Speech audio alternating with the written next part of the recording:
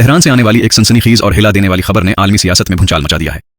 इतलात के मुताबिक ईरान के साबिक वजीर खारजा और स्ट्रेटेजिक कौंसिल बराए खारजा ताल्लुकात के सरबराह डॉक्टर कमाल खिराजी के घर को मुबीना तौर पर अमरीकी फजाई हमले में निशाना बनाया गया है।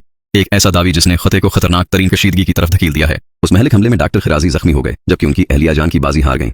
और अब सवालात का तूफान उठ खड़ा हुआ है कि क्या वाकई ये हमला अमेरिका की जानिब से किया गया या उसके पीछे कोई और पेचीदा कहानी छुपी है। तजज़ियाकारों के मुताबिक अगर ये दावी दरस्त साबित होता है तो ये सिर्फ एक हमला नहीं बल्कि एक खुला ऐलानी तसादुम समझा जाएगा, क्योंकि इस सतह की हाई प्रोफाइल शख्सियत को निशाना बनाना किसी बड़े पैगाम के बगैर मुमकिन नहीं। ईरान पहले ही शदीद दबाव, खफिया कार्रवाइयों और इलाकाई कशीदगी का मरकज बना हुआ है, और अब ये वाकया जलती आग पर पेट्रोल डालने के मुतरादिफ हो सकता है। सफारती हलकों में हंगामी घंटियां बज चुकी हैं। दुनिया भर के दारुल हुकूमतों में खफिया राबते और मशावरत तेज हो गई है, क्योंकि सब जानते हैं कि अगर ईरान ने उसका बराह रास्त जवाब दिया तो मामला किसी महदूद रद्दअमल तक नहीं रहेगा, बल्कि पूरा खुदा एक बड़े तसादुम की लपेट में आ सकता है।